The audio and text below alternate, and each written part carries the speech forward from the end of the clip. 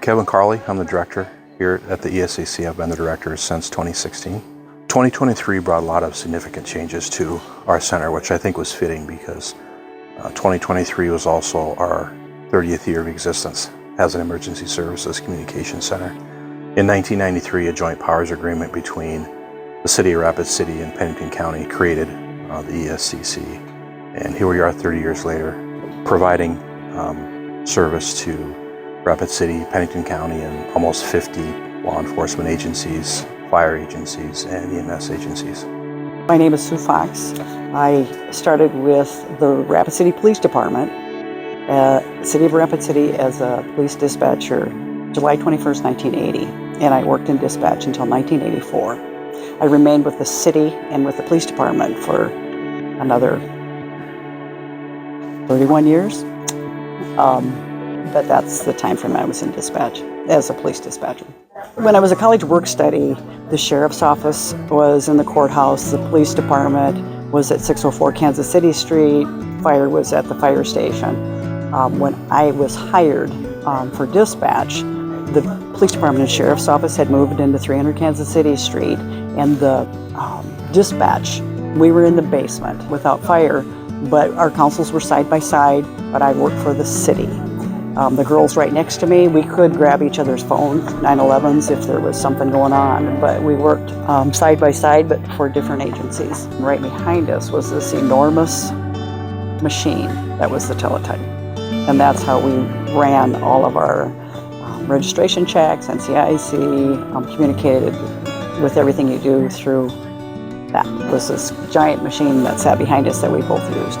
We'd go back and forth, who wasn't busy, grab the 911, who hadn't grabbed a 911 in a while, grabbed the 911, but, and then if it were for fire, we had a simple way to transfer, where it transferred to direct. The city was on this map that was just a general map that we as dispatchers colored and drew lines and wrote the reporting district numbers, and it sat in front of us. It was glued to the top, so if we had a pursuit, we ran our fingers along, and we get the phone call, and we had it literally was a time card, but it had stamped on it, pre-stamped. I think we even did that on quiet nights. We took plain cards and stamped the information that was most relevant. The RD, the reporting district, and things like that went clear back to that time. But so we'd fill in some of the general information, who the caller was, and then there was just an open writing. If it was an accident, I'm writing vehicle descriptions. If it was a burglary in progress, I'm writing what I know. If I'm sitting at the back console, I'm also talking to dispatch while I'm taking this information, yelling at them, and I throw them the card just as quick as I can, because then they start stamping it. There's a call received, the call dispatch, the call arrival. Every time something happened, second officer arrived, we stamped it, 1097. I mean, it just was quite interesting, but that's how we did it. Ted Rooflet Jr., I started May 1 of 1990. I was a dispatcher. Which back then meant you took calls and dispatched. I started, I worked in dispatch from May 1, 90 till February 18th, 1992. The reason I remember that is because that's when I got pulled out of dispatch to start on the Enhanced 911 project. So that's pretty much all I did for 2 years, was addressing, and then we converted to Enhanced 911. And then my title fluctuated after that, from assistant director to admin assistant to deputy director to, it just changed because the job constantly evolved as we kept advancing in technology and size. When I started, we had like 13 employees, and now we're up to, I think 60 is our authorized. When I started, there was no radio console like this, there was no phone, and there really was no CAD.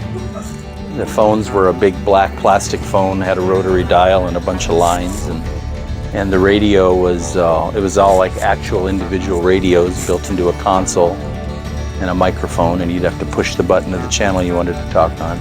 And when I started in 1990, there really wasn't even any CAD system. We would use time cards that we would write everything on, the address, the caller's name and number, what was going on. And then we used old simplex time clocks to keep track of time. time dispatch, time arrive. There was 3 or 4 dispatchers on during the day and just 2 at night. I worked night shift for a long time when I started. It was me and a person named Wanda. She was the PD dispatcher and I was SO. And the fire department was still separate, so there was always a dispatcher on over there. But we answered all the 911 calls, and if it was fire or medical, we transferred over them. We built the first dispatch center on the 2nd floor of the public safety building and moved up there, and it was still just police and sheriff, but the plans had already been laid to combine. And so the next thing I had to do was go over to the fire department and convince the dispatchers over there that it would be a good idea to combine. And they didn't think so at the time, and I'm not sure anybody did, but the police chief and sheriff at the time felt like it was the right thing to do, and the fire chief agreed.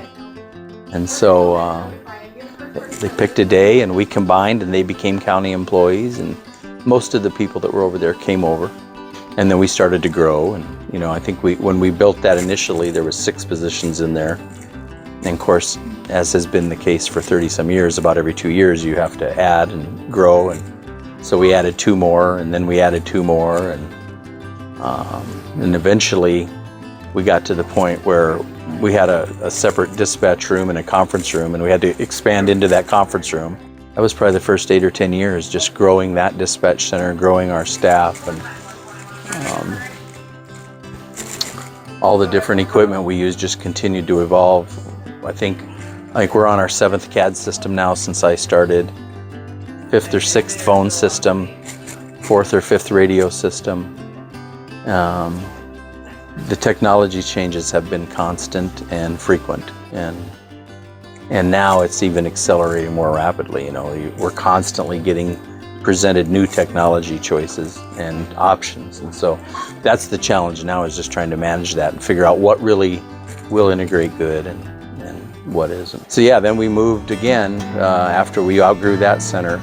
When we moved in here finally built it in 2014, we were the last ones to move in 2015. There was 15 positions in here with room for 3 more, and I thought, that's it, I'll be long retired. And about a year ago we started talking about adding positions here and 5-year plan and expanding. So you can't really look at anything in this dispatch center from when I started till now. Everything's different.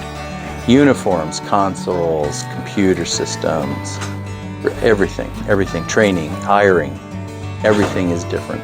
When I look back now, I think, gosh, if the fire medical dispatchers were in a whole separate location, and maybe the state radio was in, which it used to be for a long time, state radio was in a different place.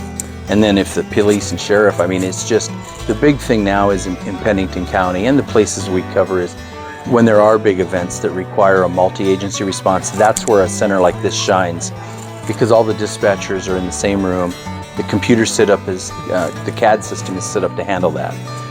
One person can put that call in, and the computer system will route what is needed to each separate dispatcher.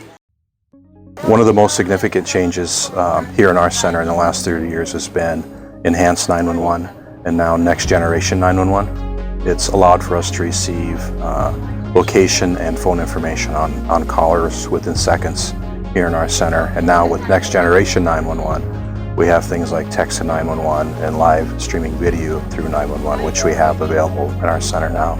Also, over the last 30 years, we've transitioned from analog technology to digital technology, and that's allowed us to handle our calls more efficiently, handle our radio traffic more efficiently. It allows for a smoother transition when we're integrating radio channels. One thing people don't know is that we have 2 full-time radio techs that are certified tower climbers, and they're responsible for maintenance of about $10 million worth of radio structure within Pennington County.